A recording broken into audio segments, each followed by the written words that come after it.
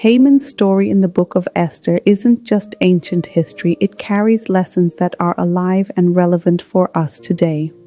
Let me share with you 5 lessons I learned from his story, insights that might be just what you need today. Welcome to Selah, a podcast segment right here on My Shepherd. This is where we pause, reflect, and draw fresh strength for our walk with God.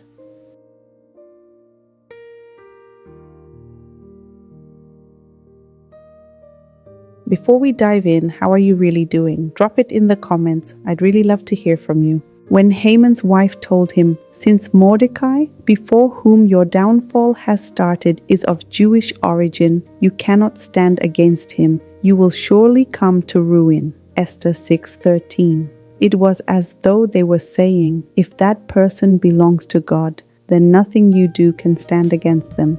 This truth is not just historical, it's eternal. It echoes what Scripture declares. If God be for us, who can be against us? Romans 8:31. Pause and reflect. Who truly stands a chance against God's chosen ones? It doesn't matter the rank, resources, or influence of the opposition. If someone is shielded by God's covenant, the outcome is already determined.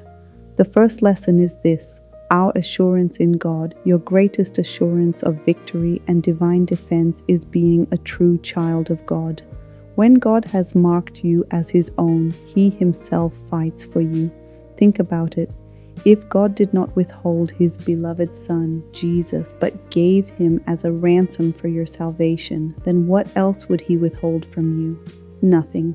If He could give the most precious, there is nothing greater He cannot do for you. That means every battle you face already has a divine verdict. You will not be overcome. But here's the key: this covering is not automatic for everyone. It belongs to those who are truly His. Your relationship with God is your priority ticket to protection. The second lesson is this: faith activates God's power. While God is able to do all things, what activates His power in your life is your faith. Look at Esther and the Jews in the same story. They understood that survival was not in their strategies alone, but in their God. They called on Him with fasting and prayer, and their faith moved Him to act. The Bible makes it clear, without faith it is impossible to please God. Hebrews 11:6. Faith is the key that unlocks heaven's intervention. So ask yourself, am I truly depending on God? Or am I relying on my pride, my reputation, or my strength? Because only faith activates His power.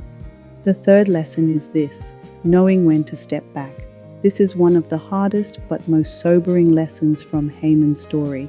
The wisdom of withdrawing when necessary, no matter your position, your status, or how public things are. Haman had everything: status, influence, authority.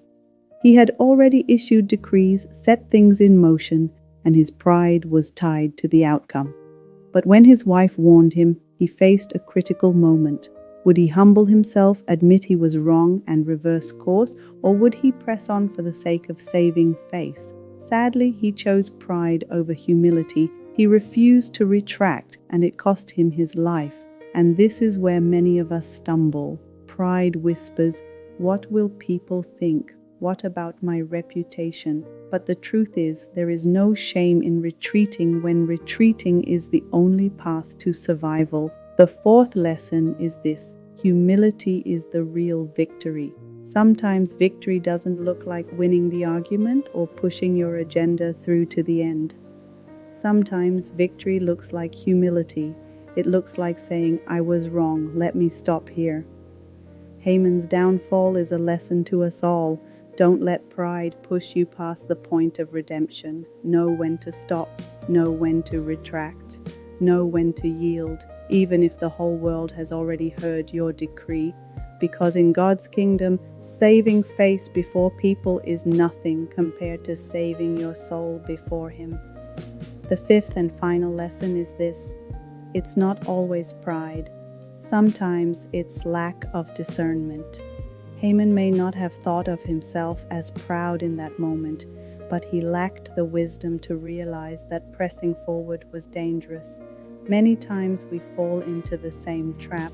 It's not that we deliberately walk in arrogance, but we miss the signals, the counsel, the gentle nudges to pause and turn around.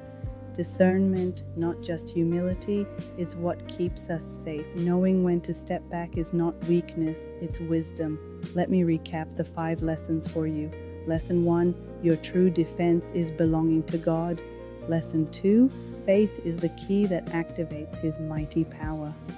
Lesson 3, learn to recognize when to step back. Lesson 4, retreating in humility is not weakness, it is wisdom.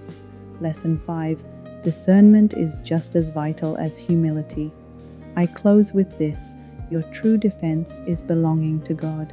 Faith is the key that activates His mighty power. And most importantly, learn to recognize when to step back. Sometimes retreating in humility is not weakness, it is wisdom. If Haman had done that, history might have remembered him differently. But for us, the lesson is bigger than humility alone. It's about walking in God's covering, activating His power by faith, and living with discernment. These are the choices that lead to life. That's it for today's podcast episode of Selah, right here on My Shepherd.